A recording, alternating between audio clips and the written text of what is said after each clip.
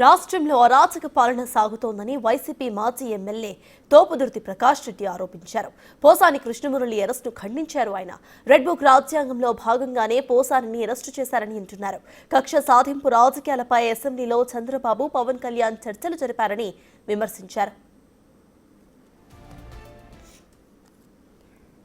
పోసాని కృష్ణమురళి గారి అరెస్టు సమాచారము పొన్నవాలు సుధాకర్ రెడ్డి గారు ఫోన్ చేసి, అనంతపురం పోలీసులు వచ్చి అరెస్ట్ చేశారంట, బెయిల్కి ఏర్పాట్లు చేసుకోవాలి, నేను వస్తున్నాను, వెంటనే మన వాళ్ళ కబురు అందజేయండి అన్నారు.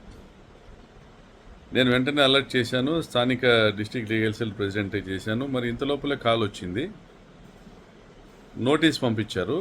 ఆ నోటీస్ చూస్తే పోసాని కృష్ణమురళి గారిని అరెస్ట్ చేయడానికి పోలీసులు ఇచ్చినటువంటి నోటీస్ చూస్తే 27వ తారీఖు అంటే 27/2/2025 సంవత్సరం అంటే రేపటి డేట్తో నోటీస్ ఇచ్చారు. ఈరోజు అరెస్ట్ చేసి తీసుకెళ్లారు. పోసాని కృష్ణమురళి గారు ఎప్పుడూ కూడా ఒక పద్ధతిగా మాట్లాడేవాడు, ప్రభుత్వాన్ని పాలసీ మీద విమర్శించినవాడు తప్ప ఏ రోజు కూడా పద్ధతి దాటి మాట్లాడింది లేదు.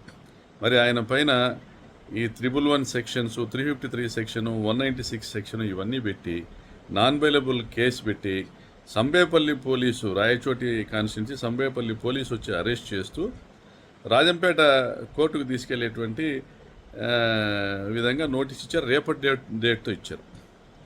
మరి ఈ దేశంలో రేపటి డేటుతో నోటీస్ ఇచ్చి ఈరోజు అరెస్ట్ చేసే పోలీసులు చంద్రబాబు ప్రభుత్వంలో తప్ప ఎక్కడ కూడా దొరకరు.